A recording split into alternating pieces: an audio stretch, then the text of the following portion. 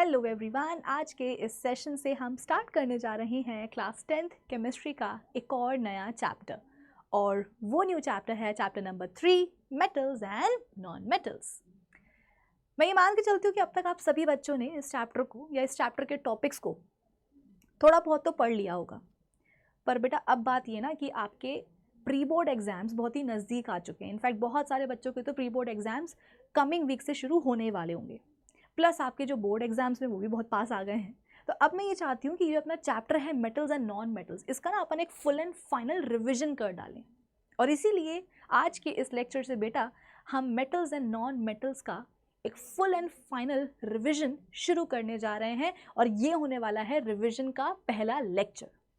तो आज के इस फर्स्ट लेक्चर में हम करने क्या वाले हैं, तो सबसे पहले तो हम ये देखेंगे कि इस चैप्टर में से कौन कौन से टॉपिक्स होंगे जो हमें बहुत अच्छे से रिवाइज करने हैं। मतलब शुरुआत में अपन क्या करेंगे, आज चैप्टर के साथ थोड़ी सी जान पहचान कर लेंगे, ठीक है। फिर क्या करेंगे, लगे हाथ चैप्टर का जो पहला टॉपिक होगा ना, उसे हम आज के ही इस सेशन में रिवाइज कर लेंगे। कौन सा पहला टॉपिक आज अपन रिवाइज करेंगे बेटा? हम रिवाइज करेंगे physical properties of metals and non metals को। यस, आज के इस लेक्चर में हम metals and non metals in दोनों की फिजिकल प्रॉपर्टीज को एक साथ रिवाइज कर लेंगे, प्रॉपर्ली डिस्कस करते हुए।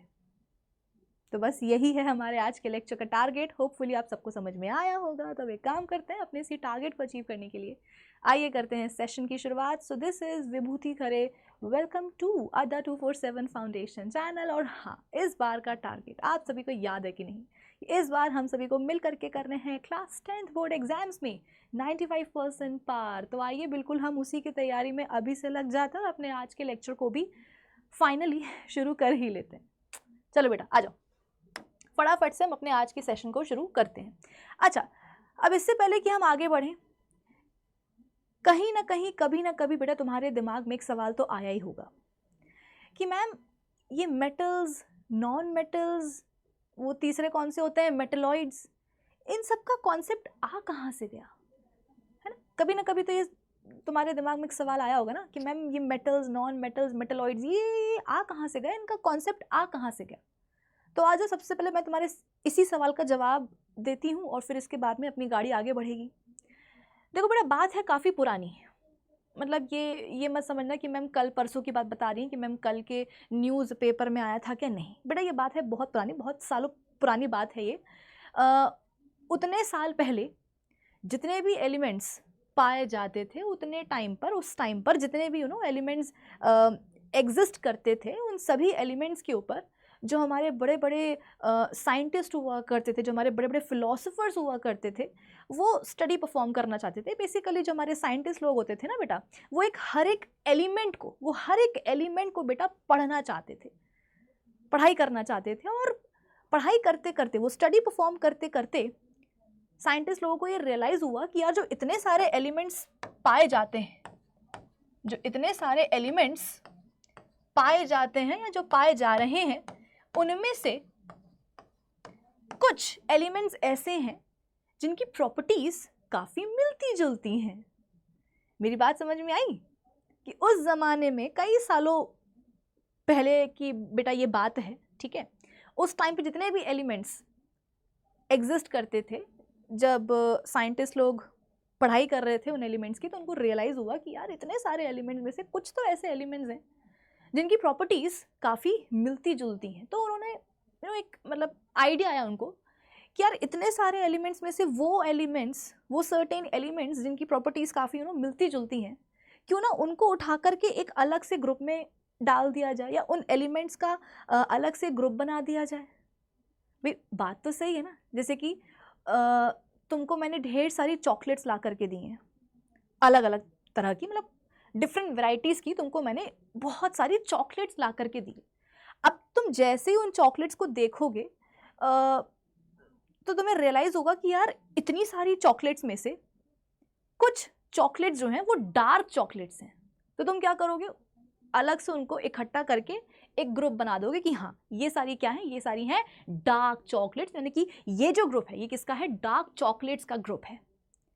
फिर तुम दोबारा जाओगे कि हाँ भाई अब कौन सी बची हैं चॉकलेट्स, तुम देखोगे कि यार ये वाली जो चॉकलेट्स हैं ये तो वाइट चॉकलेट्स है, तो तुम क्या करोगे, उनका अलग से ग्रुप बना दोगे। तो ये ग्रुपिंग, ये कैटेगराइजेशन बेटा ये अपन सब करते ही हैं कभी ना कभी, है ना। तो साइंटिस्ट लोगों ने भी क्या करा, उन्होंने देखा यार इतने सारे एलिमेंट्स हैं, इनमें से कुछ ऐसे एलिमेंट्स हैं जैसे कि ये, है ना, जिनकी प्रॉपर्टीज काफी मिलती जुलती हैं। तो एक काम करते हैं, इनको ना इनका अलग से अपन एक ग्रुप बना देते हैं। और लिटरली बेटा यही हुआ, कुछ इस तरीके से ऐसे ग्रुप बन गया।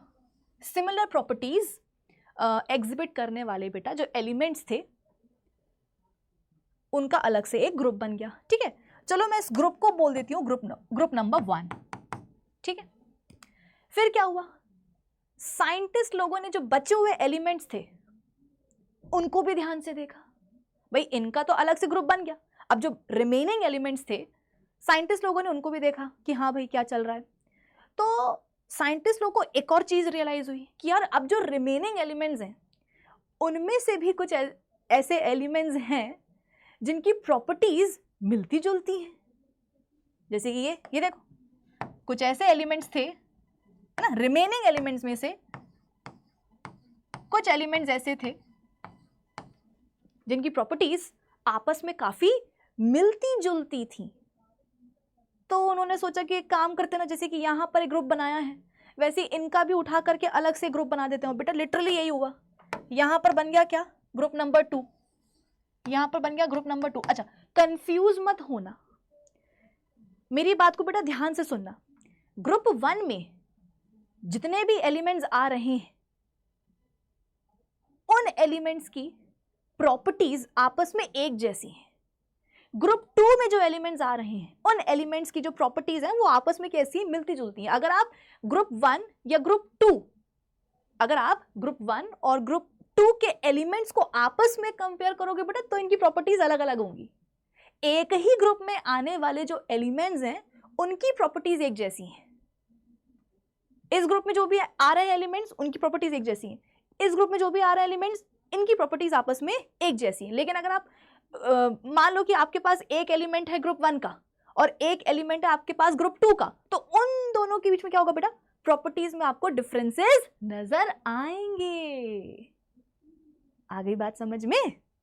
चलो, तो अब ग्रुपिंग तो कर दी, ग्रुप बनाने थे बना डाले, तो बेटा अब ग्रुप को नाम भी तो देना पड़ेगा ना। तो एक ग्रुप को नाम दिया गया मेटल्स और दूसरे ग्रुप को नाम दे दिया गया नॉन मेटल्स। यानी कि इस ग्रुप में आने वाले जितने भी एलिमेंट्स थे उनको बोला गया कि भैया ये क्या है, मेटल्स हैं। और इस ग्रुप में जितने भी एलिमेंट्स आ रहे थे उनके लिए बोला गया कि ये सब क्या है, ये सारे हैं नॉन मेटल्स। तो ये बन गए मेटल्स, ये बन गए नॉन मेटल्स। अब इतना करने के बावजूद कुछ बेटा एलिमेंट्स पीछे छूट गए। भाई देखो, ग्रुपिंग तो हमने करी, ऐसा नहीं, मतलब हमने नहीं, जो हमारे बड़े बड़े जो साइंटिस्ट लोग हुआ करते थे उन्होंने क्या करा, एलिमेंट्स को ग्रुप्स में डिवाइड तो किया, लेकिन उसके बावजूद देखो कुछ एलिमेंट्स रह गए पीछे। ये देखो, ये कुछ एलिमेंट्स बेटा रह गए पीछे। तो हमने पूछ लिया कि भाई इनका तुमने अलग से जो है ना ग्रुप बना दिया, इनका भी बना दिया, ये जो बचे हुए एलिमेंट्स हैं भाई आखिर ये बचे क्यों रह गए, इनको कोई किसी ने ग्रुप में जो है ना क्यों नहीं डाल दिया गया। तो हमें जो है हमारे साइंटिस्ट लोगों ने बताया कि देखो यार ऐसा है कि जो बचे हुए एलिमेंट्स हैं ना, इनकी जो प्रॉपर्टीज हैं ना पूरी तरीके से मेटल्स की जैसी है, ना पूरी तरीके से नॉन मेटल्स जैसी हैं। भाई अगर पूरी प्रॉपर्टीज इनकी मेटल्स जैसी होती तो उनको तो हम यहाँ डाल देते, या अगर नॉन मेटल्स जैसी होती तो उनको हम यहाँ डाल देते। इनकी जो प्रॉपर्टीज हैं यार वो मतलब बीच की हैं, ना ये पूरे तरीके से मेटल्स जैसे बिहेव करते हैं और ना ही ये पूरे तरीके से नॉन मेटल्स जैसे बिहेव करते हैं। इनकी जो प्रॉपर्टीज है ना ऐसी मिली जुली सी हैं, बीच की हैं। तो इनको हम कहाँ डालें हमें नहीं समझ में आ रहा, तो हमने उनको आइडिया दे दिया। क्या दे दिया आइडिया कि भाई एक काम करो ना, ये जो बचे हुए एलिमेंट्स हैं जिनकी प्रॉपर्टीज एकदम मेटल्स जैसी भी नहीं है, एकदम नॉन मेटल्स जैसी भी नहीं, तो एक काम करो ना, इनको उठा करके इनका अलग से ग्रुप बना दो। भाई इनके बनाए हैं तो इनका भी बना दो, क्या जाता है। तो हुआ यही बेटा, हुआ यही। इन बचे हुए एलिमेंट्स का जिनकी प्रॉपर्टीज ना एग्जैक्टली मेटल्स जैसी हैं, ना एग्जैक्टली नॉन मेटल्स जैसी हैं, उनका उठा करके बेटा एक अलग से ग्रुप बना दिया गया और कोई ना कोई तो नाम देंगे ग्रुप को। क्या नाम दिया गया? मेटलॉइड्स। क्या नाम दिया गया बेटा? मेटलॉइड्स। यानी कि इस ग्रुप में जो भी एलिमेंट्स आ रहे थे उनको हमने बोला कि तुम लोग क्या हो भैया, तुम लोग हो मेटलॉइड्स। तो कुछ इस तरीके से metals, non metals and metalloids का जो कॉन्सेप्ट है बेटा ये निकल करके आया। ये ग्रुपिंग, ये कैटेगराइजेशन आई समझ में आया? मतलब कुछ गया दिमाग में? ऐसा तो नहीं कि आप बोलोगे कि मैम मजे नहीं है। बेटा पढ़ाई मजे के लिए नहीं की जाती है, ठीक है ना। चलो आगे बढ़ते हैं। हाँ, तो मैं आपको ये बताने वाली थी कि हम अपने इस चैप्टर का जो रिवीजन है वो तो शुरू कर ही रहे हैं, आज से ही शुरू कर रहे हैं। लेकिन हाँ, आज के इस लेक्चर में कौन सा टॉपिक हम रिवाइज करेंगे तो वो बताने के लिए बेटा ये पूरा तुमको मैंने जो कैटेगराइजेशन था ये थोड़ा सा समझा दिया है ना, एक बेसिक आइडिया तुमको मैंने दे दिया। अब जो है तुम्हारा पढ़ाई करने में मन लगेगा, थोड़ा सा वार्म अप हो गया होगा तुम लोगों का, नहीं? चलो तो बेटा अपन अपने रिवीजन की शुरुआत कहाँ से करेंगे? फर्स्ट टॉपिक के साथ। फर्स्ट टॉपिक क्या होगा? अपन पकड़ेंगे मेटल्स को, अपन पकड़ेंगे नॉन मेटल्स को। आप बोलोगे कि मैं व्हाट अबाउट मेटलॉइड्स? नहीं पढ़ने ही नहीं है। अरे हम क्यों पढ़े, जब हमारे सिलेबस में ही नहीं तो हम क्यों पढ़े? ठीक है, तो अपन पकड़ेंगे मेटल्स को, अपन पकड़ेंगे नॉन मेटल्स को, और दोनों की फिजिकल प्रॉपर्टीज जो हैं उनको उठा करके आज के आज क्या करेंगे? रिवाइज कर डालेंगे।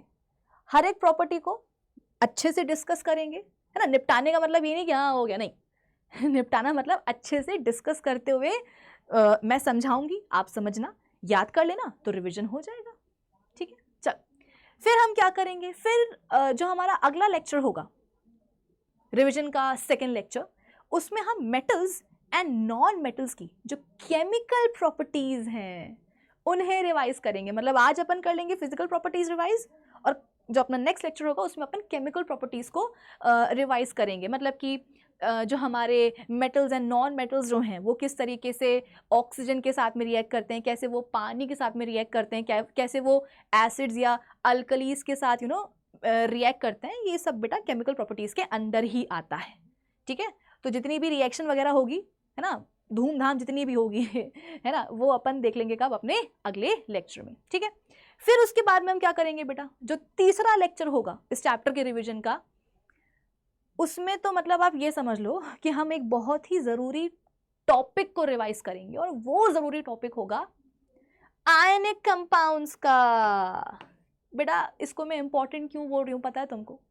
क्योंकि ना सीबीएसई को जो भी मतलब पेपर सेट करता है ना, उस इंसान को ना इस टॉपिक से मतलब बहुत ज़्यादा प्यार है, बहुत ज़्यादा प्यार है। मतलब कहने का मतलब ये बेटा, जोक्स अपार्ट, कि बोर्ड एग्जाम्स में आयनिक कंपाउंड्स की जो प्रॉपर्टीज़ होती हैं उन्हीं के ऊपर बोर्ड एग्जाम में कई बार सवाल बन चुके हैं, और चांसेस है कि अभी भी इस बार भी बन ही जाए।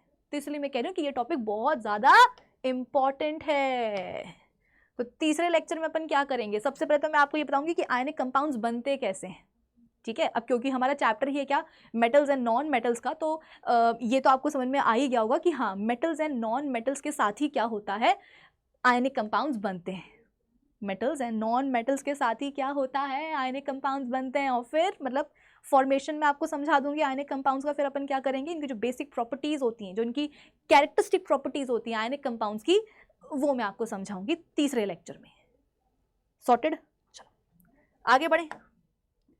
फिर उसके बाद में एक बहुत ही प्यारा सा टॉपिक निकल करके आता है जिससे बच्चे बहुत ज़्यादा डरते हैं, और वो है मेटलर्जी। अब आप बोलोगे कि मैम ये क्या है मेटलर्जी? रुको मैं तुम्हें समझाती हूँ, मेरी बात सुनो बेटा। अपने पास इतने सारे मेटल्स होते हैं। एल्यूमिनियम हो गया, ठीक है, गोल्ड हो गया, सिल्वर हो गया, कॉपर हो गया, जिंक हो गया, आयरन हो गया। मतलब तुम्हें पता है कि अपने पास बहुत सारे मेटल्स होते हैं, राइट? तो अगर मैं तुमसे पूछूं कि बेटा ज़रा मुझे ये बताओ कि ये मेटल्स जो हैं ये आते कहाँ से हैं? मतलब जैसे आयरन है, जिंक है, एल्यूमिनियम है, ठीक है ना, ये सब कहाँ से आएंगे? तो आप बोलोगे मैम दुकान से आएंगे। मैंने कहा नहीं, चलो ठीक है, दुकान से आएंगे। तुम बोलोगे कि मैम हमारे ना घर के पड़ोस में एक दुकान है, वहाँ पर ना लोहे की रॉड मिलती है। रॉड जो लोहे की बनी है, आयरन की बनी है मैम, मेटल की बनी है मैम, पड़ोस वाली दुकान पे मिलती है। हाँ चलो ठीक है, लेकिन जो तुम्हारी पड़ोस वाली दुकान है, जो उस दुकान का दुकानदार है बेटा, उसके पास वो लोहा कहाँ से आया कि उसने क्या करा, उसकी रॉड बना दी? भाई दिमाग लगाने वाली बात है। कभी सोचा है कि यार ये जो मेटल्स होते हैं ये आते कहाँ से हैं?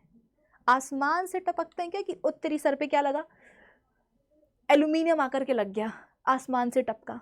उत्तरी आज क्या लगा, ओहो आज तो गोल्ड लगा है ऊपर से, आज क्या हो रहा है, गोल्ड की बारिश हो रही है। कभी ऐसा होता है क्या? आसमान से टपकते हैं क्या मेटल्स?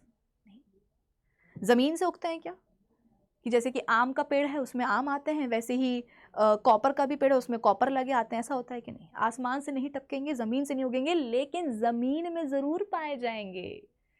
क्या मतलब हुआ, मेरी बात को समझना बेटा। जो हमारी अर्थ की क्रस्ट होती है ना, हमारी अर्थ की जो क्रस्ट होती है वहां पर ना मिनरल्स पाए जाते हैं। What are minerals? तो अर्थ की बेटा क्रस्ट में ना बड़े बड़े से चट्टाने, पत्थर, ऐसे बड़े बड़े रॉक्स पाए जाते हैं जिनको अपन बोलते हैं मिनरल्स। ठीक है, वो जो तुम्हारे क्या बोलते हैं, घर से निकलते ही सड़क पर जो पत्थर पड़ा हुआ है बेटा इतना सा, वो स्टोन है, वो मिनरल नहीं है। ठीक है, मेरी बात को ध्यान से सुनो, मैं बात कर रही हूँ बेटा अर्थ क्रस्ट की। ठीक है ना, जब अपन अर्थ की क्रस्ट को ऐसे खुदाई करते, जब अपन माइनिंग वगैरह करते हैं, ठीक है, जब अपन अर्थ की क्रस्ट को बेटा खोदते हैं तो वहां से निकलते हैं क्या, बड़े बड़े पत्थर, चट्टाने, बड़ी बड़ी रॉक्स, उनको अपन बोलते हैं मिनरल्स। और उन्हीं मिनरल्स में बेटा मेटल्स पाए जाते हैं, या तो फ्री स्टेट में या फिर कंबाइंड स्टेट में। फ्री स्टेट का मतलब क्या है कि नाम से ही समझ में आ रहा है, फ्री स्टेट का मतलब क्या है कि एक मेटल अकेला पाया जा रहा है, वो किसी दूसरे मेटल या किसी दूसरे नॉन मेटल के साथ नहीं जुड़ा हुआ है। बात समझ में आई कि अर्थ की क्रस्ट में पाए जाते हैं क्या, मिनरल्स, और उन मिनरल्स में पाए जाते हैं हमारे मेटल्स, या तो अपनी फ्री स्टेट में होंगे या फिर वो होंगे अपनी कंबाइंड स्टेट में।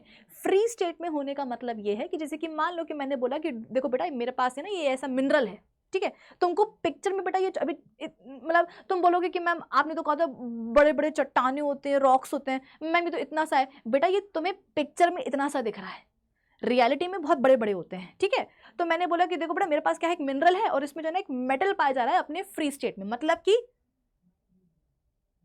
इस मिनरल में सपोज गोल्ड मेटल पाया जा रहा है। ठीक है ना, इस मिनरल में क्या है, गोल्ड मेटल है, और मैंने क्या बोला, फ्री स्टेट में, मतलब कि इस मिनरल में गोल्ड है, गोल्ड मेटल है, लेकिन वो अकेला है, अकेला है, किसी दूसरे मेटल या किसी दूसरे नॉन मेटल के साथ वो जुड़ा नहीं है, उसने ऐसा कोई कंपाउंड नहीं बनाया है, वो अकेला ही पाया जा रहा है इसमें।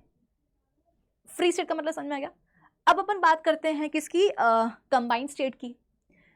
जैसे कि मैंने बोला कि बेटा देखो मेरे पास ना एक और ऐसा मिनरल है, मान लो मैंने बोला कि देखो बेटा मेरे पास क्या है, एक और ऐसा मिनरल है और इसमें जिंक है, इसमें जिंक मेटल है, लेकिन अपनी कंबाइंड स्टेट में है। अब आप बोलोगे कि मैम कंबाइंड स्टेट का मतलब क्या है?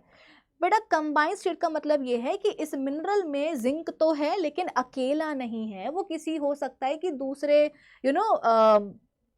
नॉन मेटल के साथ, किसी दूसरे नॉन मेटल के साथ जुड़ करके एक कंपाउंड बना करके बैठा हुआ है तो मिनरल में मेटल तो है लेकिन अकेला नहीं है, किसी दूसरे नॉन मेटल के साथ कंपाउंड बना करके बैठा हुआ है। जैसे कि मान लो कि यहाँ पर जिंक है तो वो ऑक्सीजन के साथ में मिल करके क्या करा हुआ है, जिंक ऑक्साइड के फॉर्म में बैठा हुआ है। यानी कि इस मिनरल में आपको क्या मिलेगा, आपको मिलेगा जिंक ऑक्साइड। आप बोलोगे कि मैम जिंक, अरे तो क्या हो गया जिंक ऑक्साइड, अरे जिंक ऑक्साइड में भी तो जिंक है कि नहीं है, निकाल लेंगे ना कंपाउंड में से जिंक को अपन निकाल लेंगे, क्या बड़ी बात है, इसको तुम जो ना रिड्यूस कर दो, मेटल के ऑक्साइड को तुम रिड्यूस कर दो। रिडक्शन का मतलब क्या होता है, फर्स्ट चैप्टर में अपन ने पढ़ा है ऑक्सीडेशन और रिडक्शन का मतलब, जब किसी सब्सटेंस से आकर के बेटा ऑक्सीजन चिपक जाए, जब किसी सब्सटेंस से आकर के ऑक्सीजन चिपक जाए उसको अपन बोलते हैं ऑक्सीडेशन। और जब किसी सब्सटेंस से ऑक्सीजन अपन ऐसे खींच के निकाल ले, यानी कि रिमूवल ऑफ ऑक्सीजन को अपन क्या बोलते हैं, रिडक्शन बोलते हैं कि नहीं बोलते हैं। तो बेटा यहाँ पर मैंने क्या बोला, मैंने कोई फारसी नहीं बोल दी, मैंने यही बोला कि इस मिनरल में जिंक पाया जा रहा है, कैसे, जिंक ऑक्साइड के फॉर्म में। तो हम क्या करेंगे, इसको रिड्यूस कर देंगे, इसको रिड्यूस कर देंगे, यानी कि इससे ऑक्सीजन खींच लेंगे। तो अगर ऑक्सीजन खींच ली तो ऑक्सीजन हो गई अलग, जिंक हो गया अलग, तो हमें क्या चाहिए? अरे हमें ऑक्सीजन नहीं चाहिए यार, वो तो है, हमें चाहिए है जिंक। तो कंबाइंड स्टेट का मतलब समझ में आ गया कि मैंने बोला कि इसमें जिंक है मिनरल में, लेकिन कंबाइंड स्टेट में कैसे? तो किसी दूसरे नॉन मेटल के साथ देखो ये कंबाइन करके बैठा हुआ है, कंपाउंड बना करके बैठा हुआ है। इतना पल्ले पड़ा।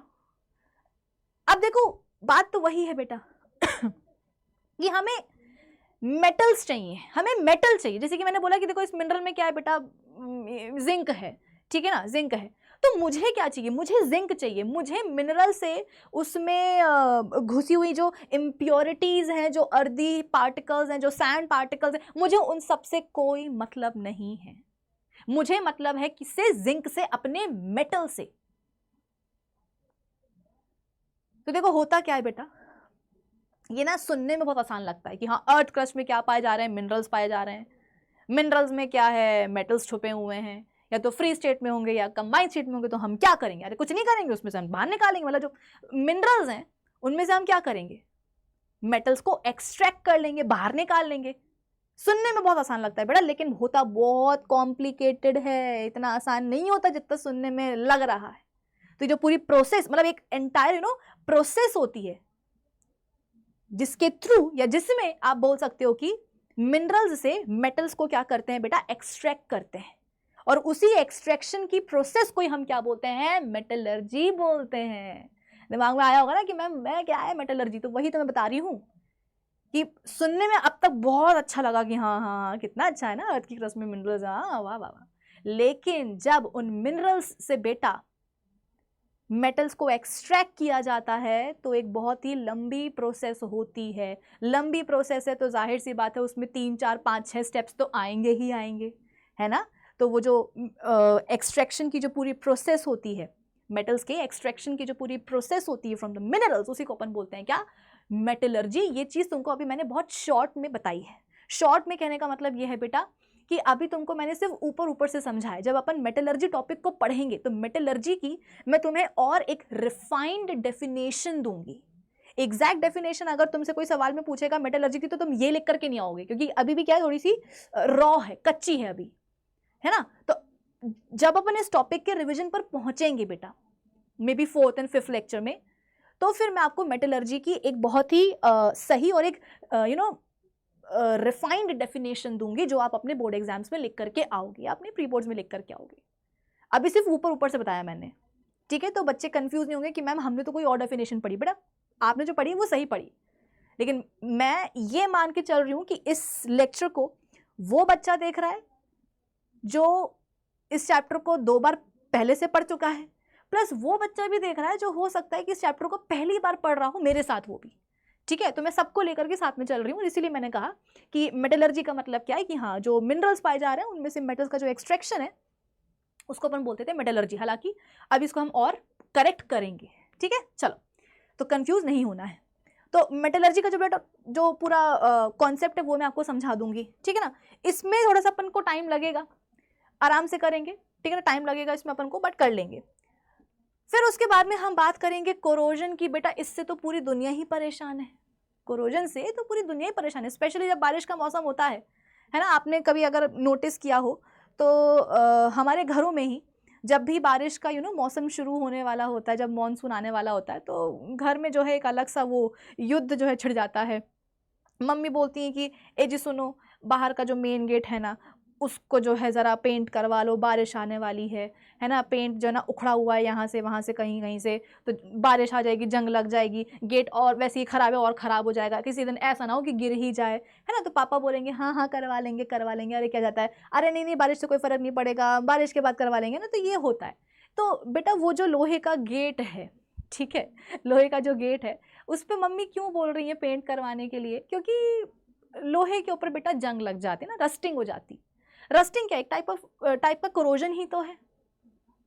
कोरोड हो रही हैं चीज़ें, मतलब मेटल्स के कोरोजन का मतलब क्या है कि मेटल्स कोरोड हो रहे हैं, वो खराब हो रहे हैं।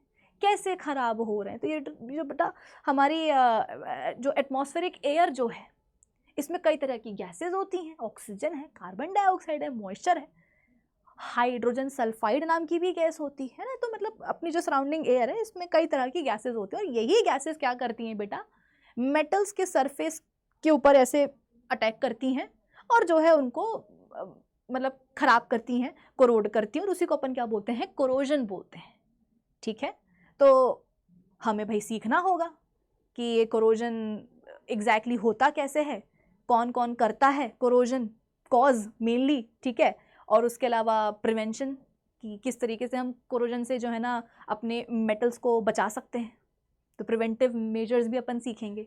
So what is corrosion, corrosion of iron, necessary conditions जिससे कि लोहे में जंग लग ही जाए। ठीक है, फिर इसके बाद मतलब सबसे पहले हम ये देखेंगे कि जंग लगती कैसे, जंग लगाना कैसे है, और फिर हम ये देखेंगे कि रस्टिंग को अपन प्रिवेंट कैसे कर सकते हैं। ठीक है, और फिर थोड़ा बहुत बेटा मैं आपको एल्यूमिनियम का कोरोजन भी समझा दूंगी। फिर इसके बाद में एक छोटा सा टॉपिक बचता है बेटा अलॉयज का, आ जाता है सवाल। ठीक है, तो ये भी मैं आपको समझा दूंगी। चलिए, तो ओवरव्यू अपन ने देख लिया है। मैं ये मान के चलती हूँ कि अब तुम्हें क्लैरिटी मिली होगी कि हाँ भाई कितने लेक्चर्स आएंगे, ठीक है, और हर एक लेक्चर में हम क्या क्या करेंगे।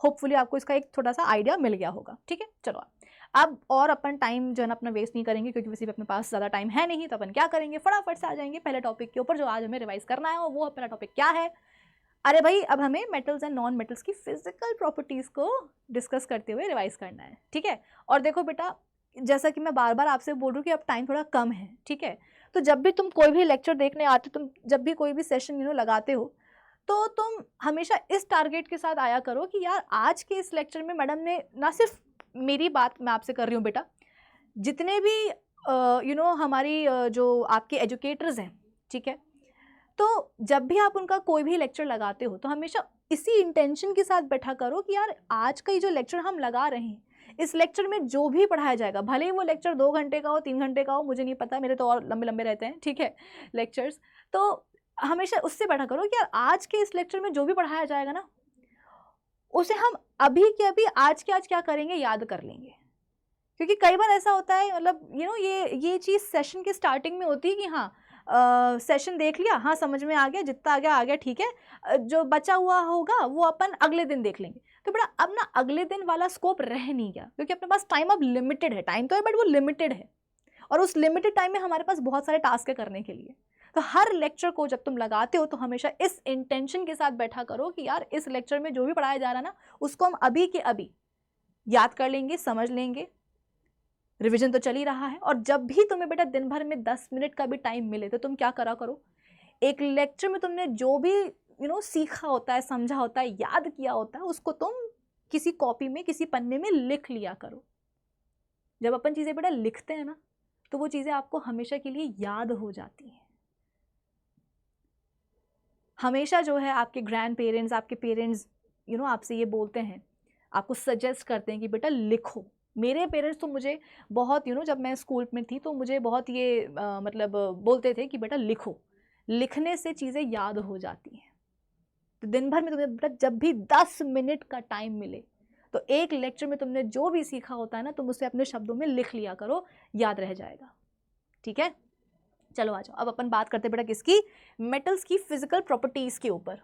पहली फिजिकल प्रॉपर्टी हमसे क्या बोलती है, पहली फिजिकल प्रॉपर्टी, ये मेरी फेवरेट है पहली फिजिकल प्रॉपर्टी बोलती है कि भैया metals in the pure state possess lustre, that is a shining surface. बेटा कभी तुमने अपनी मम्मी से पूछा है, या अपनी दीदी से पूछा है, अपनी दादी नानी से पूछा है, बुआ चाची, मतलब जितनी भी महिलाएं हैं, ठीक है, महिला मित्र नहीं बेटा, महिला मित्र नहीं, जितनी भी तुम्हारे आसपास महिलाएं हैं, कभी तुमने उनसे पूछा है कि यार आप लोग जो ज्वेलरी पहनते हो, ठीक है, वो सोने चांदी की ही क्यों पहनते हो? मतलब कभी कॉपर की भी ज्वेलरी ट्राई करो, ठीक है, कभी जो है क्या बोलते हैं, जिंक की भी ज्वेलरी ट्राई करो, क्या जाता है? कभी पूछा है? पूछ लेना, और पूछ करके तुम्हें देखना बेटा एक ही जवाब मिलेगा।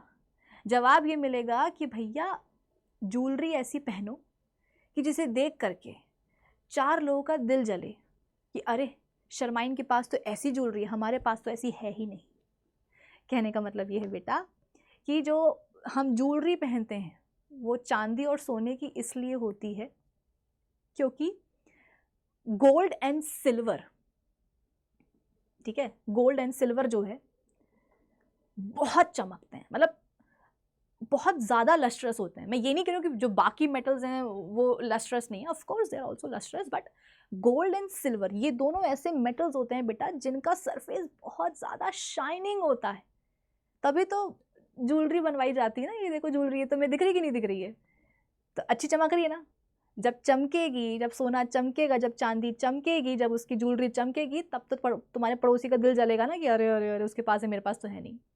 ठीक है, तो कहने का मतलब बेटा बस इतना सा है कि मतलब ये एग्जाम्पल तुमको मैं इसलिए दे रही हूँ बातों ही बातों में, ताकि तुम्हें याद हो जाए कि हमारे जो मेटल्स होते हैं दे आर लस्ट्रस, उनमें लस्टर होती है, एक चमक होती है ना। लस्टर का मतलब क्या है? चमक होती है।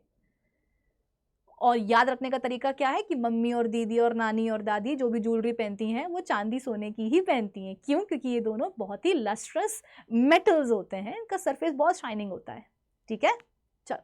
So metals in the pure state possess lustre, that is a shining surface. ठीक है, एग्जाम्पल के लिए यहाँ पर ये बोल रहे हैं जैसे कि take a few metals like those of iron, copper, aluminium, magnesium. ठीक है, उनका अपीयरेंस देखो, काफ़ी आपको वो चमकीले से नजर आएंगे। ठीक है, उनका सरफेस भी जो अच्छे से क्लीन कर लो by using a sandpaper, तो सरफेस आपको जो है उनका काफ़ी शाइनिंग ही लगने वाला है। ठीक है, तो एक प्रॉपर्टी फिक्स हो गई दिमाग में एग्जाम्पल से कि हाँ मैम ने बताया था कि पड़ोसी का दिल जलना चाहिए। कैसे चलेगा पड़ोसी का दिल? तो जब हम सोने चांदी की ज्वेलरी पहनेंगे। क्यों? क्योंकि सोने चांदी की ज्वेलरी चमकती है, मतलब कि जो हमारे मेटल्स होते हैं दे आर लस्ट्रस, उनके पास लस्टर होता है, उनका सरफेस बहुत ही शाइनिंग होता है। ठीक है, चल। लेकिन देखो कुछ कुछ बेटा जो मेटल्स होते हैं, ठीक है, कुछ कुछ जो मेटल्स होते हैं उनके ऊपर एटमॉस्फेरिक एयर में जो गैसेस प्रेजेंट होती है ना बेटा, वो मतलब बहुत ज़्यादा अत्याचार कर देती है। मतलब तुम ये समझ लो कि कुछ मेटल्स ना बिल्कुल उनकी किस्मत जो है एकदम फूटी होती है, कुछ मेटल्स की किस्मत एकदम फूटी होती है। ओरिजिनली जैसा कि मैंने आपको बताया कि मेटल्स कैसे होते हैं, लस्ट्रस होते हैं, उनका सरफेस बहुत ही शाइनिंग टाइप का होता है। ठीक है, लेकिन लेकिन मैं जैसे कि मैंने आपको बताया कि कुछ मेटल्स ऐसे होते हैं जिनके ऊपर एटमॉस्फेरिक एयर में जो जो गैसेज होती हैं बेटा वो आकर के अटैक कर देती है, और जहां उनने आकर के मतलब अटैक मतलब वही रिएक्ट कर जाती है, और जहां उनके बीच में रिएक्शन हुई मेटल के एटम्स और एटमॉस्फेरिक एयर में जो गैसेज हैं, जहां उनके बीच में रिएक्शन हुई बेटा, कुछ गंदा सा कलर का बेटा कोटिंग जो है बन जाती है, और वही कोटिंग मेटल के सरफेस के ऊपर आकर के जम जाएगी, और मेटल का जो सरफेस है बेटा जितना उसमें लस्टर था, जितना उसमें शाइन था, वो पूरा बेटा बह जाएगा। मतलब वो उसका जो अब सरफेस है मेटल का वो एकदम डल हो जाएगा। जैसे कि देखो यहाँ पर आपके पास क्या है, कॉपर की रॉड आपको दिख रही होगी। ठीक है, ये बेटा क्या है, पूरी कॉपर की रॉड है। ठीक है ना, और यकीन मानो बेटा ये जो रॉड थी ये बड़ी चमकीली सी थी, कॉपर की, मेटल की बनी ना, मेटल क्या होता है, लस्ट्रस होते हैं, तो ये कॉपर की बनी थी, काफी चमकदार थी, काफी शाइनिंग थी। लेकिन फिर हुआ क्या, ये देखो इसके ऊपर कुछ हरा हरा सा ऐसे डिपोजिशन आकर के ऐसे इकट्ठा हो गया, जम गया, और बिल्कुल जो है इसको जो इसकी जो ब्राइटनेस थी, जो इसकी शाइन थी, वो सब चली गई, एकदम देखो डल पड़ गया है। अब ये जो कॉपर की रॉड है देखो कैसे डल पड़ गई है। ऐसा क्यों? मैंने क्या बोला, कुछ मेटल्स की बेटा किस्मत ही फूटी होती है कि उनके ऊपर आकर के एटमॉस्फेरिक एयर में जो गैसेज होती हैं वो अपना जो है कमाल दिखा देती हैं, तो कुछ ऐसा सा बन जाता है। देखो यहाँ पे हुआ क्या है, कॉपर की रिएक्शन हो गई बेटा मॉइस्चर के साथ, कार्बन डाइऑक्साइड के साथ और ऑक्सीजन के साथ। आप बोलोगे कि मैम ये जो कॉपर है ना, कौन सा कॉपर है? तो बेटा ये जो कॉपर की रॉड आपको दिख रही है ना, इसके सरफेस पर जो कॉपर है बेटा, कॉपर की रॉड है ना, तो रॉड किसकी बनी होगी? कॉपर के एटम्स की बनी होगी। ये देखो ये सारे क्या है, कॉपर के एटम्स हैं, ये सारे क्या है, कॉपर के एटम्स हैं। तो सरफेस पर जो कॉपर के एटम्स आपको दिख रहे हैं ये वाले, पूरी रॉड है बेटा कॉपर की बनी है, तो पूरी रॉड में क्या होगा, कॉपर के एटम्स होंगे।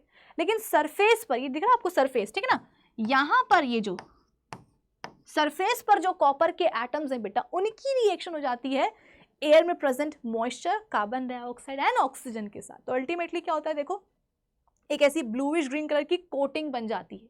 ये कोटिंग किसकी होती है बेटा? ये होती है बेसिक कॉपर कार्बोनेट की। आप इसको ऐसे भी लिख सकते हो, बेसिक कॉपर कार्बोनेट की। इसको बेटा अपन बोलते ही हैं क्या, बेसिक कॉपर कार्बोनेट। ठीक है ना, नाम याद कर लेना वरना दिक्कत हो जाएगी। Basic copper carbonate, copper carbonate dot copper hydroxide. ठीक है, तो जहां ये बना बेटा, जहां मतलब कॉपर के जो एटम्स थे रॉड की सरफेस पर, है ना, सरफेस पर, उनकी रिएक्शन हुई इनके साथ, क्या बन गया देखो, ये बेसिक कॉपर कार्बोनेट बन गया, और फिर ये जो बना है बेटा ना, यही क्या करेगा, ऐसे आकर के इकट्ठा होने लग जाएगा सरफेस पर।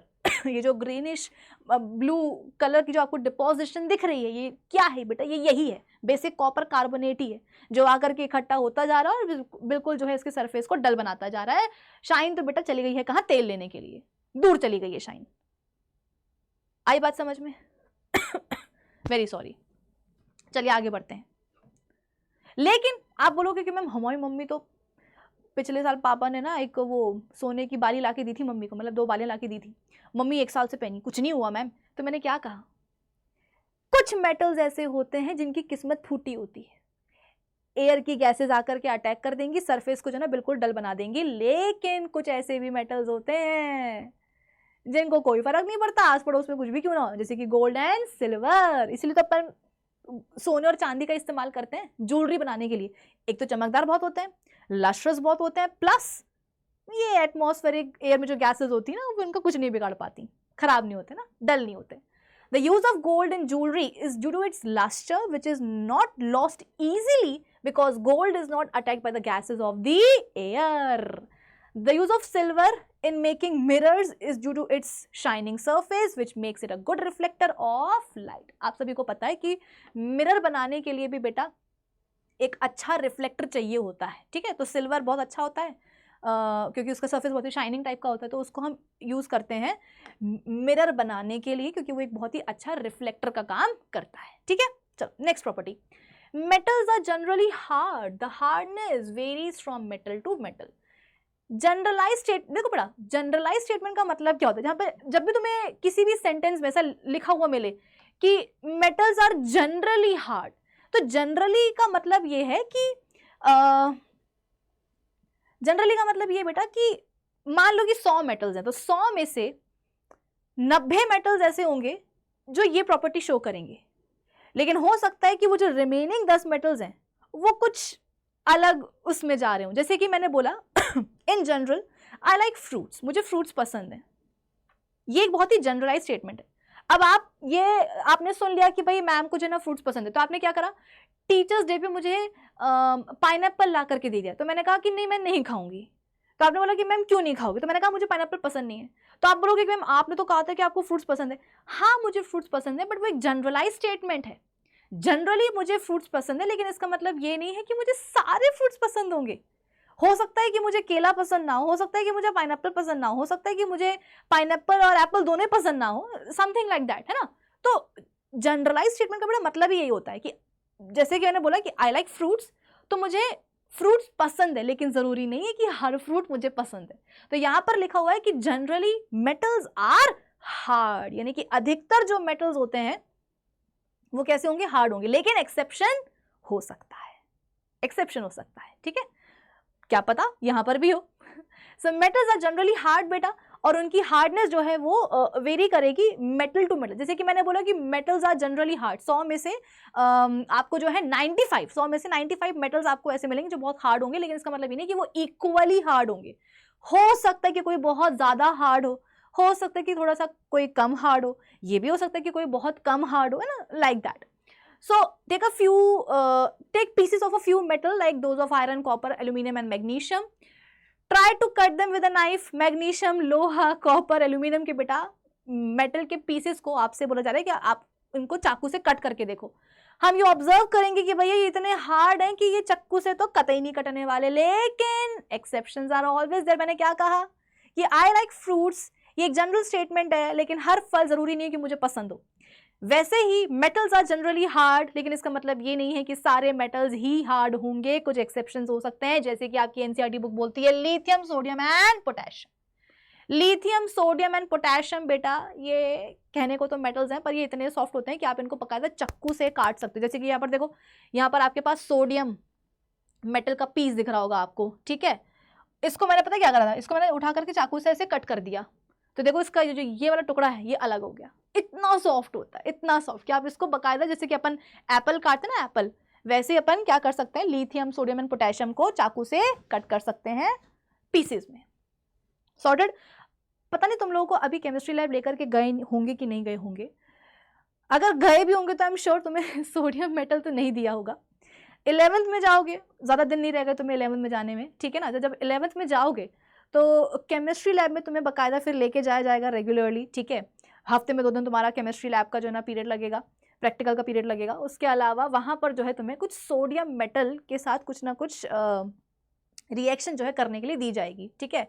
तो जब तुम 11th में जाओगे तो कभी देखना कि सोडियम मेटल को बिल्कुल इतना सा, मतलब क्या ऐसे बताऊं मैं, एक तिनके के बराबर जो है, एक तिनके के बराबर जो है एक बच्चे को दिया जाता है। वो भी कई बार तो 2-3 बच्चों का ग्रुप बना देते हैं कि हाँ ग्रुप में क्या करो, एक्सपेरिमेंट परफॉर्म करो। तो बिल्कुल तिनके के बराबर जो है सोडियम मेटल जो है दिया जाता है एक्सपेरिमेंट परफॉर्म करने के लिए, क्योंकि तुमको पता है कि हाईली रिएक्टिव मेटल होता है सोडियम मेटल, है ना खुली हवा में रख सकते हैं, ना पानी में रख सकते हैं, तेल में डुबो के रखते हैं ताकि ये रिएक्शन शो ना करे। तो बहुत ही छोटा सा तुम्हें जो है ना टुकड़ा देते हैं सोडियम मेटल का एक्सपेरिमेंट परफॉर्म करने के लिए। उसके अलावा कभी तुम अपने लैब असिस्टेंट को वो टुकड़ा काटते हुए देखना, कितने इजीली वो जो सोडियम का जो टुकड़ा है बेटा वो कट जाता है, बहुत इजीली कटता है, देखना, तब मेरी बात तुम्हें याद आएगी 11th में जाके, ठीक है। चलो next property, metals are generally malleable, that is they can be beaten into thin sheets. कभी वो खाया है काजू कतली? खाई होगी, ऐसा मत बोलो कि मैम नहीं खाई। काजू कतली के ऊपर बेटा जब तक वो सिल्वर की क्या बोलते हैं वर्ग ना लगा हो तो मजे नहीं आती है ना, ऐसा लगता ही नहीं कि काजू, मतलब काजू कतली या कोई भी मिठाई, it's not about only kaju katli, कोई भी बेटा मिठाई को अगर तुम्हें एक रॉयल लुक देना है, उसका रेट अगर तुम्हें 100 रुपए केजी से 1000 रुपए केजी करना, तो तुम क्या करो, उसके ऊपर जो है सिल्वर का वो लगा दो, वर्ग लगा दो, वो वहीं महंगी हो जाएगी ठीक है। तो वो जो अपन बेटा काजू कतली में वो जो सिल्वर जो लगा होता है ना ऊपर, वो एक्चुअली बेटा वो चांदी ही होती है जो अपन खाते हैं। आप बोलोगे कि मैम इतनी पतली चांदी की अपन खा भी रहे हैं, अपन को रियलाइज भी नहीं हो रहा है। और मैम कभी कभी तो ऐसा होता है कि जैसे कि जो बंगाली मिठाइयाँ होती हैं चमचम वगैरह ना, तो उनके ऊपर भी सिल्वर का वो होता है, तो जब खाते हैं तो पूरा जो मुंह है उसमें वो सिल्वर जो है लग जाता है, होता है कि नहीं होता। तो मैम ये कैसे पॉसिबल है? तो बेटा होता यही है कि सिल्वर जो एक मेटल ही है, ठीक है। मान लो कि एक छोटा सा टुकड़ा लिया हुआ है, सिल्वर का एक छोटा सा टुकड़ा लिया हुआ है, ठीक है। पेपर के बीच में रख करके बेटा इस पे दे हथौड़े, मतलब इतने इस हैमरिंग करते हैं, इतना इसको मारते हैं हथौड़े से। तो आप बोलोगे कि मैम इतना छोटा सा टुकड़ा है सिल्वर का, हथौड़े से मारेंगे लगातार तो ये टूटेगा नहीं? टूटेगा नहीं, क्योंकि हम पहले ही पढ़ चुके हैं कि मेटल्स क्या होते हैं, जनरली हार्ड होते हैं। तो आप इसको बेटा टुकड़े को सिल्वर के कितना भी मार लो लोहे से, ये टूटने वाला नहीं है, बल्कि लगातार हथौड़े की मार से, लगातार हैमरिंग से बेटा ये क्या होगा, फ्लैट होता जाएगा, चपटता जाएगा, फ्लैट होते होते बेटा एक बहुत ही पतली सी फॉइल बन जाएगी इसकी, जो कि आपके क्या बोलते हैं काजू कतली के ऊपर जो है ना लगाई जाती है, ठीक है। तो ये जो प्रॉपर्टी हुई हमारी मेटल्स की कि they can be beaten into thin sheets, इसको अपन बोलते हैं बेटा मेलिएबिलिटी। इस प्रॉपर्टी को अपन बोलते हैं, इस एबिलिटी को अपन बोलते हैं मेलिएबिलिटी। और क्योंकि मेलिएबिलिटी हमारे मेटल्स एग्जिबिट करते हैं तो उनको अपन क्या बोलते हैं कि मेटल्स आर मेलिएबल, ठीक है। So metals are generally malleable, that is they can be beaten into thin sheets, कि आप जनरली जो हमारे मेटल्स होते हैं अगर आप उनको हथौड़े से मारोगे तो वो टूटेंगे नहीं। कोई भी आपके पास एक मेटल का बेटा टुकड़ा हो, सपोज आपके पास कॉपर मेटल का टुकड़ा हो, हथौड़े से मारोगे वो टूटेगा नहीं, बल्कि वो हथौड़े की लगातार वार से फ्लैट होता जाएगा, चपटता जाएगा और उसकी पतली पतली शीट बन जाएगी। और इसी वजह से बेटा, इसी वजह से आप बोल सकते हो कि काफ़ी ज़्यादा मेटल्स का इस्तेमाल होता है रोज़मर्रा की ज़िंदगी में। जैसे कि चॉकलेट के ऊपर जो थोड़ी महंगी वाली चॉकलेट होती है बेटा, उसके ऊपर आपने देखा होगा कि मस्त एक सिल्वर की फॉइल, मतलब जो प्लास्टिक का जो रैपर होता है उसको हटाने के बाद अगर आप देखोगे तो गोल्डन कलर का, सिल्वर कलर का जो है ना ऊपर, उसके ऊपर चॉकलेट के ऊपर बढ़िया सा ऐसे एक क्या बोलते हैं, मतलब रैपर टाइप का लगा होता है, ठीक है ना। वो एक्चुअली बेटा चांदी और सोने का नहीं होता है, वो होता है एल्यूमिनियम का, ठीक है। एल्यूमिनियम के देखो बर्तन भी आते हैं, कॉपर, एल्यूमिनियम, लोहा, है ना, कॉपर, एल्यूमिनियम, लोहा, इन सब के बेटा बर्तन भी आते हैं। तो बर्तन कैसे बनाए जाते हैं? जैसे कि कढ़ाई है तुम्हारे पास, लोहे की कढ़ाई है, तो लोहे की कढ़ाई कैसे बनेगी? लोहा लेकर के आएंगे, मेटल लेकर के आएंगे, उसको हथौड़े से मार मार के उसकी पतली शीट बनाएंगे, फिर उस पतली शीट को क्या करेंगे, आकार देंगे कढ़ाई का, है ना, ऐसे क्या बोलते हैं उसको, हेमीस्फेयर टाइप का शेप देंगे, ठीक है। तो लोहे की कढ़ाई, कॉपर की कढ़ाई, एल्यूमिनियम के बर्तन, है ना, ये सब क्यों बन पाते हैं? क्योंकि हमारे मेटल्स क्या होते हैं, मेलिएबल होते हैं, हथौड़े की वार से टूटेंगे नहीं बल्कि थिन शीट्स में कन्वर्ट हो जाएंगे, ठीक है। So sheets of iron, copper and aluminium etc. are used in making utensils or vessels of different shapes as well as bodies of automobiles. Silver foils are used for decorating sweets. ये देखो काजू कतली के ऊपर क्या मस्त लगी है silver foil. उसके अलावा महंगी महंगी जो चॉकलेट्स होती हैं, बिस्किट्स होते हैं, इनफैक्ट जो अपने मेडिसिन होती है, जो दवाई के पत्ते होते हैं, ठीक है ना, बॉटल नहीं, दवाई के पत्ते, ठीक है ना, उनको भी बेटा रैप करने के लिए we use aluminium foil as well as for wrapping of cigarettes and for sealing of bottles and containers. Okay, aluminium की बेटा वो जो अपनी वो नहीं आती है, कोल्ड ड्रिंक वगैरह नहीं आती है, उसके ऊपर जो वो कैचअप की जो बॉटल आती है उसके ऊपर जो एक प्लास्टिक का ढक्कन हटा करके जो लगा होता है ना, काफ़ी शार्प होता है वो बेटा एल्यूमिनियम का ही बना होता है ढक्कन, ठीक है ना। कॉपर एंड एल्यूमिनियम, अच्छा उसके अलावा एक और प्रॉपर्टी होती है बेटा मेटल्स की, और वो है उनकी डक्टिलिटी। जिस तरीके से मैंने कॉपर भी बोल दिया क्या, मैं बेटा मेटल्स बोलना चाह रही हूँ, ठीक है ना। तो एक और प्रॉपर्टी होती है हमारे मेटल्स की कि वो मेलेबल तो होते हैं प्लस वो डक्टाइल भी होते हैं। What is ductile?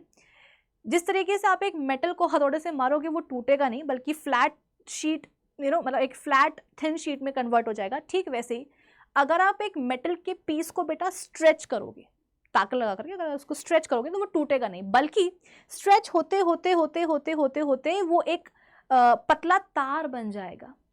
कितने प्यारे होते हैं हमारे मेटल्स कि हथौड़े से मारोगे टूटेंगी नहीं, थिन शीट में कन्वर्ट हो जाएंगे। अगर उनको आप फोर्स लगा करके अगर आप उनको स्ट्रेच करोगे तो वो टूटेंगे नहीं बल्कि पतले पतले तार में कन्वर्ट हो जाएंगे। जैसे कि वो नहीं अपन I know that's very gross, पर मुझे एग्जांपल देना पड़ेगा।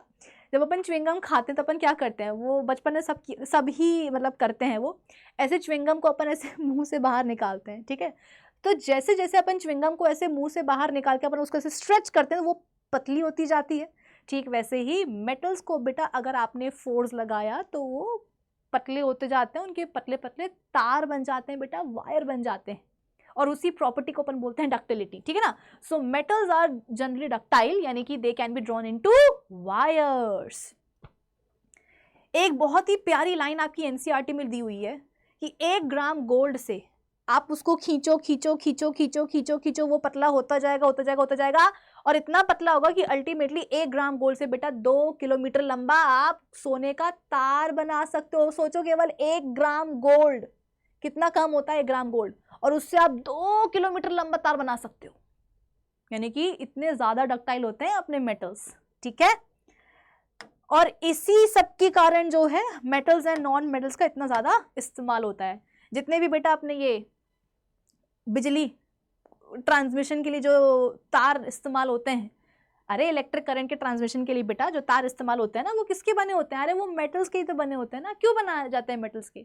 आप बोलोगे कि ma'am metals are good conductor of electricity, हाँ ये तो बात सच है, metals are good conductors of electricity, लेकिन उसके अलावा बेटा मेटल्स के तार बन पाते हैं। अगर तार ही ना बनेंगे तो वो बैठा रहे अपनी इलेक्ट्रिकल कंडक्टिविटी को लेकर के, क्या ही हमें मिल जाएगा, ठीक है।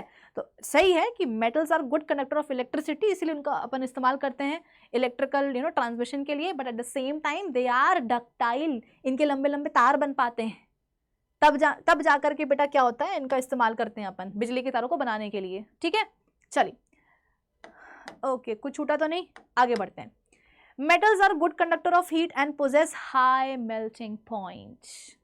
हाई मेल्टिंग पॉइंट का मतलब पता है ना, मेल्टिंग पॉइंट का मतलब पता है कि एक ऐसा टेम्परेचर, जैसे कि मैंने बोला कि एक सब्सटेंस है, ठीक है, जिसका मेल्टिंग पॉइंट क्या है 50 डिग्री सेल्सियस है। एक सब्सटेंस है बेटा जिसका मेल्टिंग पॉइंट क्या है 50 डिग्री सेल्सियस है, यानी कि वो सब्सटेंस को जैसे ही आप 50 डिग्री सेल्सियस तक के टेम्परेचर पर लेकर के जाओगे बेटा, वो वहीं क्या होगा, मेल्ट होने लग जाएगा। तो वो क्या कहलाएगा, उस सब्सटेंस का मेल्टिंग पॉइंट कहलाएगा, ठीक है।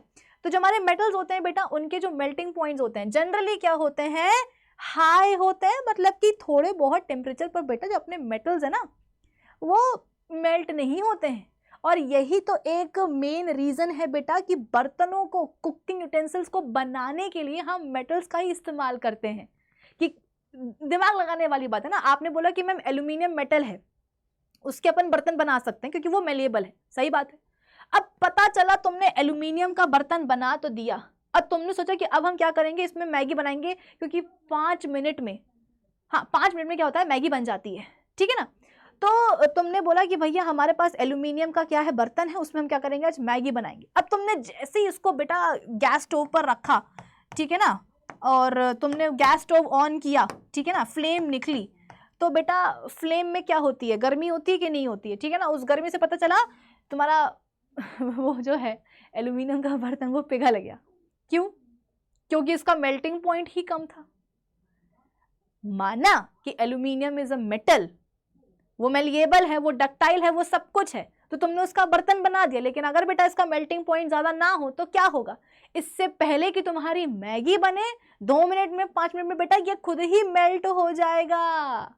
क्योंकि जैसे तुम उसको गैस स्टोव ऑन करोगे, फ्लेम निकलेगी, फ्लेम में क्या होती है, हीट होती है, उस हीट से क्या होगा बेटा, ये अपने मेल्टिंग पॉइंट पे पहुंच करके बर्तन ही, तो मतलब कैन यू इमेजिन कि जिस बर्तन में हमें खाना पकाना है वो बर्तन ही पिघल गया, तो क्या खाना बनेगा। ठीक है, तो हम क्यों इस्तेमाल करते हैं मेटल्स का, क्योंकि they are malleable, they are ductile, plus उनके मेल्टिंग पॉइंट क्या होते हैं बेटा, हाई होते हैं। कि तुम लगातार अगर इस कढ़ाई में 2 घंटे भी कुछ मतलब पका रहे हो, जैसे कि खीर होती है, खीर को बनने में बहुत टाइम लगता है, 1 घंटा 2 घंटे, तो लगातार अगर तुम बर्तन में खाना बना रहे हो तो वो एटलीस्ट पिघले ना, बर्तन ना पिघले। तो मेल्टिंग पॉइंट क्या होता है बेटा, ज्यादा होना चाहिए, प्लस गुड कंडक्टर होना चाहिए हीट का। तुम्हारा ऐसा बर्तन है जो क्या बोलते हैं, मेल्टिंग पॉइंट तो उसका ज्यादा है लेकिन हीट का अच्छा कंडक्टर नहीं है भाई। जैसे कि तुमने कढ़ाई ली, ठीक है ना, अब इसमें जो है तुमने क्या डाला, तुमने डाला है क्या डाला यार, तुमने डाला है, क्या डाला है तुमने, चलो तुमने डाला है वो एग डाला है ऑमलेट बनाने के लिए, ठीक है, ये रहा एग। आप बोलोगे मैम कौन सा एग, पिंक कलर का होता है, आई लाइक पिंक कलर, तुमने डाल दिया, ठीक है ना। ये क्या है बेटा, एग है जिसका तुम्हें क्या करना है, ऑमलेट बनाना है। अब ये ऑमलेट बेटा एग का तभी बनेगा ना जब इस एग को हीट मिलेगी, तब तो जाकर के ये पकेगा, इसका ऑमलेट बनेगा। अब तुमने एक ऐसा बर्तन लिया हुआ है जो पिघल तो नहीं रहा है, ठीक है ना, गर्म तो हो रहा है, ऐसा नहीं कि गर्म नहीं हो रहा, लेकिन वो हीट का कंडक्शन नहीं करवा रहा। भाई दिमाग लगाने वाली बात है ना, कि जो तुम खाना बनाते हो बर्तन में, उसको हीट कहाँ से मिलती है, तो बर्तन के नीचे जो आग जल रही होती है बेटा, जो फ्लेम जल रही होती है, उसी से हीट मिलती है। मतलब फ्लेम की जो हीट है, उस हीट को ये बर्तन क्या करता है, ये कुकिंग यूटेंसिल खाने तक पहुंचाता है कि नहीं पहुंचाता। भाई तुम डायरेक्टली तो बर्नर के ऊपर रख करके खाना नहीं पकाते ना, कि तुमने गैस स्टोव ऑन किया, फ्लेम निकली, उसके ऊपर क्या करा, आलू रख दिया, आलू क्या होगा, बॉईल होगा, नहीं। तुम उस फ्लेम की जो हीट है, जो गर्मी है, तुम वो इस्तेमाल करते हो। तो वो गर्मी बेटा जो खाना है उस तक कैसे पहुंचती है, वो हीट कैसे पहुंचती है, तो जो तुम्हारा बर्तन होता है, जो तुम्हारा कुकिंग यूटेंसिल होता है बेटा, वो बर्तन ही क्या करता है, हीट का कंडक्शन करवाता है, खाने तक पहुंचाता है, ताकि खाना क्या हो, गर्म हो, कुक हो, पके। तो हम मेटल्स का इस्तेमाल क्यों करते हैं, एल्यूमिनियम का इस्तेमाल क्यों करते हैं, क्योंकि वो मेटल है, it is a good conductor of heat and उसका मेल्टिंग पॉइंट ज्यादा है। ठीक है, चल okay, so take a thick copper. अच्छा, इसके लिए ना एनसीईआरटी में बहुत बढ़िया सी एक्टिविटी दी हुई है कि मान लो कि आपके पास क्या है, एक कॉपर की रॉड है, ठीक है ना, उसके एक एंड में आप क्या करो, वैक्स लगा दो, मोम लगा दो, दूसरे एंड को आप ऐसे स्टैंड में जाने से क्लैम्प कर दो, ठीक है, फिर दूसरे एंड के नीचे आप क्या करो, ऐसे बर्नर लगा दो, तो उससे क्या होगा बेटा, फ्लेम निकलेगी, फ्लेम निकलेगी तो क्या होगा, जाहिर सी बात है बेटा, जो ये कॉपर की जो रॉड है, इस तक क्या होगा, हीट आएगी, हीट, ठीक है ना। कुछ सेकंड बाद आप देखोगे कि दूसरे एंड पर जो वैक्स आपने लगा के रखी हुई थी, वो ऐसे टिप टिप टिप टिप करके निकल जाएगी, मतलब कि मेल्ट हो जाएगी। अब ये समझ में ना आएगा यार ये क्या हुआ, भाई हम तो कॉपर की रॉड को लिए हुए थे, उसके एक एंड पर जो है वैक्स लगाई हुई थी, हाँ गरम हम कर रहे थे कॉपर की रॉड को, ऐसी बात नहीं, लेकिन हम तो कॉपर की रॉड का जो दूसरा वाला एंड है जो दूसरा वाला एंड है, हम तो उसको गरम कर रहे थे, लेकिन ये वैक्स कार्गो पिघल गई। वो इसलिए पिघल गई बेटा क्योंकि जो आपने कॉपर की रॉड का जो दूसरा वाला एंड गर्म किया था, तो हीट वहां से आगे क्या हो गई, बढ़ गई, कंडक्शन हो गया हीट का। ऐसा थोड़ी ना है कि तुम अगर इस रॉड के एक एंड को तुम गर्म करोगे तो हीट बस वहीं रहेगी, नहीं, हीट का कंडक्शन होगा। हीट आगे बढ़ के कहां जाएगी, पहले वाले एंड के पास आ जाएगी और उस हीट से क्या होगा, वैक्स पिघल जाएगी। सो क्या ऑब्जर्व किया हमने, the wax melts and the pin falls. This shows that heat flows through the metal wire. metal wire या metal rod से क्या होता है बेटा, heat flow करती है, यानी कि further the wire does not melt easily even after long heating. This shows that the metals have high melting point. लेकिन exceptions are always there in chemistry. Lithium, sodium, potassium, caesium and gallium, ये सब ऐसे metals हैं बेटा जिनके melting points कम होते हैं। मतलब ये जो ना गैलियम और ये सीजियम, इनका तो इतना काम होता है कि तुम इनको हाथ पर लोगे बेटा तो ये हाथ पर देखो ऐसे रखे रखे पिघल जाएंगे। आप बोलोगे कि हम हाथ से क्यों पिघल रहे हैं, हाथ में रख कर के क्यों पिघल रहा है गैलियम सीजियम, क्योंकि बेटा अपने हाथ की भी तो मतलब अपने शरीर की भी तो कोई ना कोई गर्मी होती है ना, अपना बॉडी टेम्परेचर होता है कि नहीं होता है बेटा ठीक है ना। तो उस हीट से ही क्या होगा, उस हीट से ही ये तुम्हारी बॉडी की हीट से ही पिघल जाएंगे। कौन, गैलियम एंड सीजियम। आई बात समझ में, वेरी सॉरी बेटा, ये बीच बीच में आपको मेरी खांसी परेशान करती रहेगी ठीक है।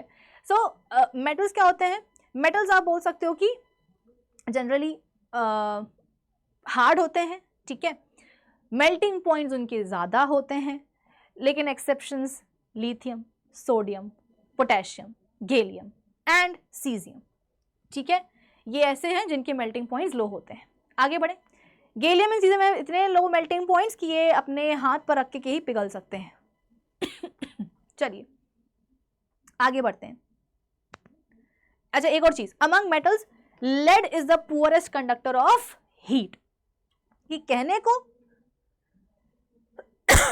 वेरी सॉरी बेटा, कहने को हमारे जो मेटल्स हैं वो बहुत अच्छे कंडक्टर हैं हीट के, लेकिन एक्सेप्शन, क्या एक्सेप्शन है, लेड मेटल होते हुए भी सबसे घटिया कंडक्टर है हीट का, मरकरी भी है ना। तो याद रखिएगा कि metals are good conductor of heat, exception lead and mercury, ठीक है।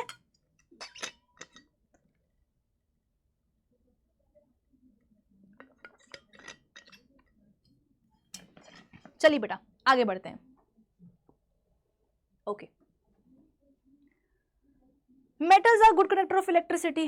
जाहिर सी बात है बेटा, मेटल्स क्या होते हैं, इलेक्ट्रिसिटी के अच्छे कंडक्टर होते हैं, तभी तो इलेक्ट्रिक ट्रांसमिशन के लिए, इलेक्ट्रिक करंट के ट्रांसमिशन के लिए वी यूज मेटल के तार अच्छा सवाल आ गया कि क्यों मेटल्स अच्छे कंडक्टर क्यों होते हैं इलेक्ट्रिसिटी के, तो क्या बोलोगे, इलेक्ट्रिसिटी के कंडक्शन के लिए बेटा मैं पहले भी आपको बता चुकी हूँ कि इलेक्ट्रिसिटी के कंडक्शन के लिए या तो आपको फ्री इलेक्ट्रॉन्स चाहिए होते हैं या फ्री आयंस चाहिए होते हैं।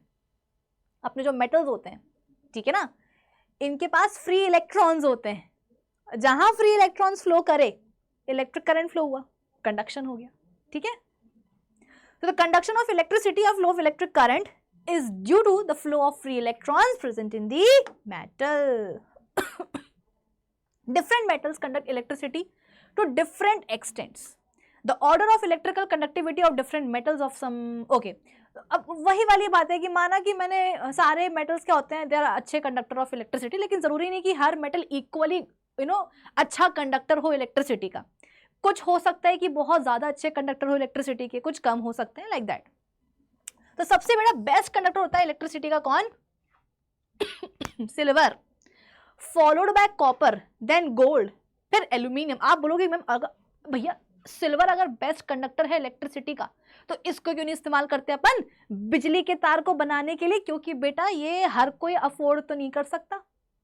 तुम्हारे खुद के घर में कितने बिजली के तार लगे होते हैं, चांदी के बने हैं, क्यों, अंबानी नहीं ना बेटा अपन, अपने पास इतना पैसा नहीं है अभी फिलहाल तो नहीं है, आगे जाकर के मेहनत करेंगे पढ़ाई करेंगे आ जाएगा, लेकिन अभी तो नहीं, ठीक है।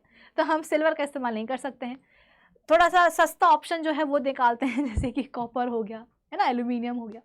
चांदी और सोना बेटा अच्छे कंडक्टर होते हैं इलेक्ट्रिसिटी के, पर उनको हम अफोर्ड नहीं कर सकते बिजली के तारों को बनाने के लिए, ठीक है। और ध्यान रखिएगा कि बैड कंडक्टर ऑफ हीट कौन है बेटा, मरकरी एंड लेड। सबसे बढ़िया कौन है, सबसे बढ़िया है सिल्वर, ठीक है। चलो Thus silver is the best conductor of electricity whereas mercury is the poor conductor. मतलब मरकरी तो ऐसा है कि बिल्कुल धब्बा ही है. पहली बात तो जनरली जो हमारे मेटल्स होते हैं वो रूम टेम्परेचर पर सॉलिड स्टेट में पाए जाते हैं, बट मरकरी रूम टेम्परेचर पर लिक्विड स्टेट पे पाया जाता है. मेटल्स अच्छे कंडक्टर होते हैं इलेक्ट्रिसिटी के, लेकिन ये पुअर कंडक्टर है. मेटल्स अच्छे कंडक्टर होते हैं हीट के, लेकिन ये पुअर कंडक्टर ऑफ हीट भी है. इससे कुछ होता भी है जीवन में कि नहीं होता है, पता नहीं. Copper and aluminium being cheaper than silver and gold are used for making electrical wires.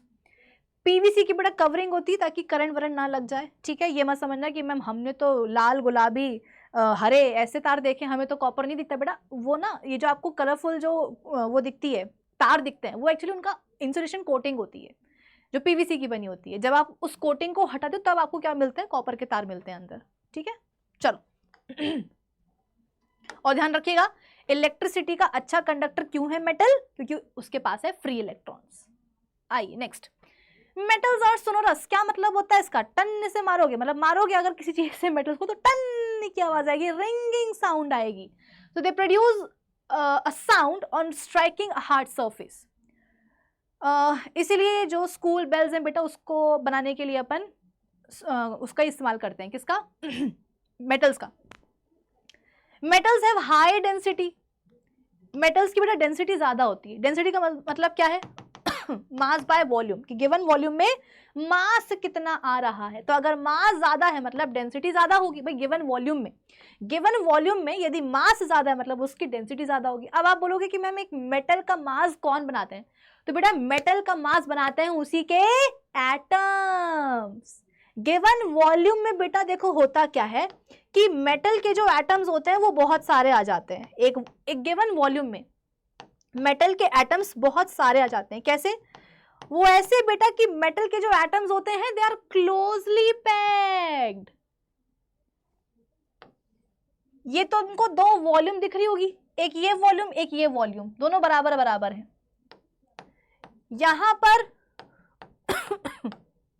Atoms come है, यहां ज्यादा है. तो बताओ डेंसिटी ज्यादा यहां पर कहां होगी, इसमें या इसमें? डेंसिटी बेटा ज्यादा यहां होगी, यहां कम होगी. क्यों? मैंने क्या बोला? डेंसिटी का मतलब क्या होता है? Mass by volume. Given volume में मास यदि ज्यादा है तो डेंसिटी ज्यादा है, मास यदि कम है तो डेंसिटी भी कम हो जाएगी. आप खुद देखो कि इस गिवन वॉल्यूम में बेटा एटम्स का नंबर कितना कम है. गिन के 5-6 एटम्स हैं, तो उनका बेटा ओवरऑल क्या होगा? मास भी कम हो जाएगा. मास भी तो कम हो जाएगा ना. अगर मास कम हो गया तो डेंसिटी कम. यहां पर गिवन वॉल्यूम में एटम्स देखो कितने सारे हैं, क्लोजली पैक्ड हैं, क्योंकि ये नहीं कि दूर दूर है, क्लोजली पैक्ड है. तो गिवन वॉल्यूम में बेटा नंबर ऑफ एटम ज्यादा है, मास ज्यादा होगा तो डेंसिटी भी यहां पर क्या होगी? एलिमेंट की ज्यादा होगी. ठीक है. एक्सेप्शन लिथियम, सोडियम, पोटेशियम, ये ऐसे हैं बेटा जिनकी डेंसिटीज कम होती है. और क्योंकि इनकी डेंसिटीज कम हो रही हैं, इसलिए तो क्या होते हैं, ये सॉफ्ट भी होते हैं, चक्कू से कट जाते हैं. तो जनरली मेटल्स की क्या होती है? डेंसिटी ज्यादा होती है क्योंकि एटम्स जो होते हैं मेटल के वो क्लोजली पैक्ड होते हैं. Exception lithium, sodium and potassium की मेटल्स होते हुए भी इनकी डेंसिटी कम है. इनके जो एटम्स होते हैं रिस्पेक्टिव एटम्स वो आपस में इतने क्लोजली पैक्ड नहीं होते हैं, जिसके कारण चक्कू से कट करने पर ये कट जाते हैं, इतने सॉफ्ट हो जाते हैं क्योंकि इनकी डेंसिटी कम है. ठीक है, चलिए. They have high tensile strength. What is tensile strength? भार को सहने की क्षमता विदाउट टूटे. क्या मैंने बोल दिया? भार को सहने की क्षमता बिना टूटे को हम बोलते हैं टेंसाइल स्ट्रेंथ. मतलब जैसे कि मैं बोलूं कि मेरी स्ट्रेंथ बहुत ज्यादा है, मैं एक साथ कम से कम 10 शॉपिंग बैग उठा सकती हूँ बिना थके, बिना मेरे हाथ टूटे. वहीं मेरी एक फ्रेंड है, ठीक है, जो एक शॉपिंग बैग उठाने पर भी ऐसे करती जैसे कि उसका हाथ बिल्कुल टूट के अलग हो जाएगा, तो उसकी स्ट्रेंथ कम है. ठीक है. तो टेंसाइल स्ट्रेंथ का मतलब क्या बेटा? भार को सहने की क्षमता बिना टूटे. So that is load bearing capacity before they break. इससे पहले की चीज टूट जाए, वो चीज कितना भार बर्दाश्त कर पा रही है वो कहलाती है उसकी tensile strength. It is due to this property that iron is used in the constructions of bridges, buildings, railway lines, guiders, vehicles, machineries, etc. जो हमारे metals होते हैं बेटा, उनकी टेंसाइल स्ट्रेंथ बहुत ज्यादा होती है टेंसाइल स्ट्रेंथ बेटा ज्यादा होने का मतलब क्या है कि हमारे मेटल्स होते हैं वो खूब भार बर्दाश्त कर लेते हैं, सह लेते हैं बिना टूटे। घर का जो मेन गेट होता है बेटा लोहे का बना होता है, तुम जाकर के उसके ऊपर चढ़ जाओ, टूटेगा क्या? क्यों? लोहे का बना है ना। टेंसाइल स्ट्रेंथ ज्यादा है, भार को सहने की क्षमता ज्यादा है बिना टूटे। अरे लोहे का गेट छोड़ो बेटा, जो शहरों में जो लंबे लंबे जो ब्रिज बने होते हैं, जो उनकी जो केबल्स होती हैं, जो रेलवे ट्रैक होते, जो रेलवे लाइन होती है बेटा, वो किसके बने होते हैं? सब कुछ लोहे के ही तो बने होते हैं। हजारों लाखों गाड़ियां जो है बेटा निकल जाती है, भारी भारी ट्रेनें निकल जाती हैं ट्रैक के ऊपर से, टूटते हैं क्या? क्यों? लोहे के बने। टेंसाइल स्ट्रेंथ ज्यादा है, भार को सहने की क्षमता ज्यादा है बिना टूटे। Metals are, next property, metals are solid exception mercury जो कि है liquid at room temperature. So that's all for metals. Metals की हमने फिजिकल प्रॉपर्टीज निपटा दी। मेटल्स जनरली हार्ड होते हैं, डक्टाइल होते हैं, मेलिएबल होते हैं, सोनोरस होते हैं, उनकी टेंसाइल स्ट्रेंथ ज्यादा होती है, जनरली वो पाए जाते हैं सॉलिड स्टेट में। उसके अलावा हमने क्या पढ़ा? अच्छे कंडक्टर्स होते हैं हीट के, इलेक्ट्रिसिटी के, है ना। एक्सेप्शन हो गया वो हीट का, क्या? मरकरी। मरकरी बहुत बेकार बेटा कंडक्टर है हीट और इलेक्ट्रिसिटी का, ठीक है। लेड भी पुअर कंडक्टर है हीट का। फिर उसके बाद में सिल्वर की अगर हम बात करें तो बहुत बढ़िया कंडक्टर है इलेक्ट्रिसिटी का, हीट का, ठीक है। Like that. चलो अब अपन बात करते बेटा किसकी? नॉन मेटल्स की। नॉन मेटल्स जो आपने पढ़ा है उल्टा कर दो, बन जाएंगी वो नॉन मेटल्स की physical properties. Non metals do not possess lustre. अरे इनके पास कोई शाइनिंग फाइनिंग नहीं होती बेटा। तुम यहाँ पर देख लो, ये देख लो, फॉस्फोरस देख लो, कार्बन देख लो, सल्फर देख लो, इसको मत देखना। ये आयोडीन बेटा ये एक एक्सेप्शन है, कहने को ये नॉन मेटल है पर फिर भी काफी लस्ट्रस होता है, बढ़िया से इसके वॉयलेट ब्लूइश कलर के ना क्रिस्टल्स होते हैं, ठीक है। बाकी जो आपके देखो नॉन मेटल्स हैं बेटा वो कतई जो है ना लस्ट्रस नहीं होते हैं, कोई उनका सरफेस है ना शाइनिंग वाइनिंग नहीं होता है, ठीक है। So they are not lustrous. Exception iodine है जो कि नॉन मेटल होते हुए भी काफी लस्ट्रस होता है। They are soft and brittle, जहां अपन मेटल्स के लिए बोलते हैं कि वो हार्ड होते हैं, हथौड़े से भी मारोगे तो टूटने नहीं वाले हैं। नॉन मेटल्स के लिए अपन बोलते हैं कि अरे ये तो बहुत ही कमजोर होते हैं, हथौड़े से बेटा मारने की जरूरत ही नहीं है, एक जोर से अपना अंगूठे से ही दबा दोगे तो इनका चूरा बन जाएगा, ठीक है। So they are soft and brittle. Brittle जो आसानी से टूट जाए उसका मतलब ये होता है। That is, they break into pieces when hammered. The only exception is that of iodine, जो कि कार्बन का एलोट्रोपिक फॉर्म है। अपन पढ़ चुके हैं कार्बन के बारे में, डायमंड के बारे में। It is the hardest natural substance known. बहुत हार्ड होता है ये, कहने को कार्बन का बना है, नॉन मेटल का बना है, बट कार्बन एटम्स का जो अरेंजमेंट होता है बेटा डायमंड में वो कुछ ऐसा होता है कि डायमंड को जो है उसकी रियल हार्डनेस मिल जाती है। डायमंड में क्या होता है, हर एक कार्बन एटम 4 और कार्बन एटम के साथ में जुड़ता है और ये चारों कार्बन एटम्स क्या करते हैं, एक रेगुलर टेट्राहेड्रन के कॉर्नर्स को जाकर के ऑक्यूपाई करते हैं, जिसके कारण डायमंड को मिल जाता है उसका 3 dimensional rigid network like structure जो उसकी हार्डनेस के लिए रिस्पॉन्सिबल होता है। Okay, next, they are neither malleable not ductile. अरे जब बोल रहे हैं कि यार ये सॉफ्ट होते हैं, जरा में टूट जाएंगे, तो काहे की मेलेबिलिटी, काहे की डक्टिलिटी? हथौड़ा मारोगे टूट जाओगे, मतलब टूट जाएंगे, खींचोगे तो टूट जाओगे, मतलब कि ना तुमसे शीट बन सकती, ना तुमसे तार बन सकते हैं, खत्म बात। They are generally bad conductors of heat and electricity. Exception है बेटा ग्रेफाइट जो कि अगेन एलोट्रोपिक फॉर्म है कार्बन का बना हुआ है, उसके बावजूद ये बहुत अच्छा क्या है बेटा, इलेक्ट्रिसिटी का कंडक्टर होता है। बेटा ग्रेफाइट के तो इलेक्ट्रोड इस्तेमाल होते हैं। Okay, this is due to the absence of, वही वाली बात है ना कि मेटल्स क्यों अच्छे कंडक्टर थे इलेक्ट्रिसिटी के, क्योंकि उनके पास फ्री इलेक्ट्रॉन्स थे। नॉन मेटल्स के पास तो बेटा फ्री इलेक्ट्रॉन्स होते ही नहीं है, तो वो कहाँ से, जैसे कि तुम्हारे पास सपोज क्लोरीन है, एटॉमिक नंबर क्या है इसका 2,8, मतलब 17 है एटॉमिक नंबर, कन्फिगरेशन क्या है 2,8,7। आउटर मोस्ट शेल में कितने इलेक्ट्रॉन्स होने चाहिए अकॉर्डिंग टू ऑक्टेट रूल? 8 होने चाहिए, हैं कितने इसके पास? 7 है। तो तुम्हें क्या लगता है ये 7 इलेक्ट्रॉन्स अपने निकाल देगा क्या? नहीं, ये सोचेगा कि यार 7 मेरे पास ऑलरेडी है, मुझे कोई एक और इलेक्ट्रॉन ला करके दे दे तो मेरा क्या हो जाए, जीवन सफल हो जाए, मेरा हो जाए ऑक्टेट कंप्लीट, यानी कि मुझे मिल जाए लाइफ में स्टेबिलिटी। तो बेटा ये इलेक्ट्रॉन्स देने वाला नहीं है, ये लेने वाला है। हमारे नॉन मेटल्स में ऐसे ही होते हैं, इलेक्ट्रॉन्स को वो गेन करते हैं, नॉन मेटल्स के एटम्स इलेक्ट्रॉन्स को गेन करते हैं, लूज नहीं करते हैं, समझे?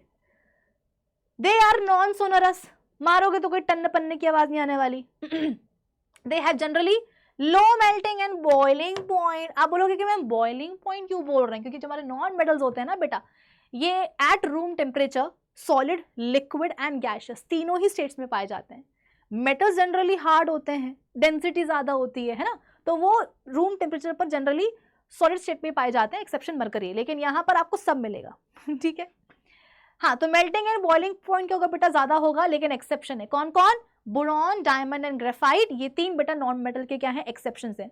Repeat after me, boron, diamond and graphite non metals होते हुए भी इनके आप बोल सकते हो कि मेल्टिंग पॉइंट्स क्या होते हैं, हाई होते हैं। ठीक है, डेंसिटीज बेटा लो है, लाइट एलिमेंट्स हैं। डेंसिटी कम होने का मतलब क्या है कि गिवन वॉल्यूम में बेटा मास क्या है, कम है। मास कम क्यों है? क्योंकि जैसे कि मान लो कि आपके पास क्या है, एक नॉन मेटल है, तो नॉन मेटल के जो एटम्स हैं वो लूजली पैक्ड होते हैं। ये देखो, जैसे कि मान लो ये नॉन मेटल है और ये मेटल है, ये नॉन मेटल है, ये मेटल है, ठीक है ना। वॉल्यूम यहां पर हमने क्या लिया, बराबर बराबर, ये वी वॉल्यूम है, ये भी वी वॉल्यूम है, लेकिन यहां पर देखो वी वॉल्यूम में बेटा मास तुमको यहां पर मेटल में गिवन वॉल्यूम वी में मास तुमको यहां पर ज्यादा मिलेगा, और यहां पर नॉन मेटल में मास तुम्हें कम मिलेगा, क्योंकि एटम्स यहां पर बहुत सारे हैं, पास पास हैं। यहां पर एटम्स कम हैं क्योंकि दूर दूर है, दूर दूर है, तो जो नॉन मेटल के यहां पर जो एटम्स हैं बेटा वो लूजली पैक्ड है, दूर दूर एक दूसरे से, तो नंबर ऑफ एटम्स यहां पर गिवन वॉल्यूम में कम हो गए। एटम्स कम हो गए तो मास कम हो गया, मास कम हो गया तो डेंसिटी भी कम हो गई। यहां पर मास ज्यादा है, डेंसिटी ज्यादा है। ठीक है, next, they have low tensile strength, मतलब वही है, अरे यार जो हथौड़ा मारने पर टूट जाए, उनसे तुम क्या ही एक्सपेक्ट करोगे कि ये भार को बर्दाश्त करेंगे बिना टूटे? नहीं कर पाएंगे, पॉसिबल ही नहीं। दे मे बी सॉलिड, लिक्विड और गैशियस एट रूम टेम्परेचर, जैसे कि मैं बताया था। So carbon, sulphur, phosphorus, iodine, ये सब क्या है बेटा, सॉलिड नॉन मेटल्स हैं। ब्रोमीन लिक्विड है, हाइड्रोजन, ऑक्सीजन, नाइट्रोजन, ये सब क्या है बेटा, गैसेस है। सो that is all for today guys. आज अपन ने metals and non metals in दोनों की ही जो फिजिकल प्रॉपर्टीज है उनको अच्छे से डिस्कस कर लिया है।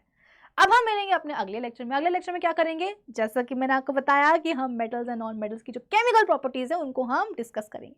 तो आज के लेक्चर के लिए बस इतना ही। एक्सेप्शंस बेटा याद कर लेना, जो बेसिक प्रॉपर्टीज है वो तो लोगों को याद हो ही जाती है, कोई दिक्कत की बात नहीं है, लेकिन दिक्कत आती है एक्सेप्शंस को याद करने में, और फिर एक्सेप्शन से ये क्या होता है बेटा, सवाल बन जाते हैं बोर्ड एग्जाम।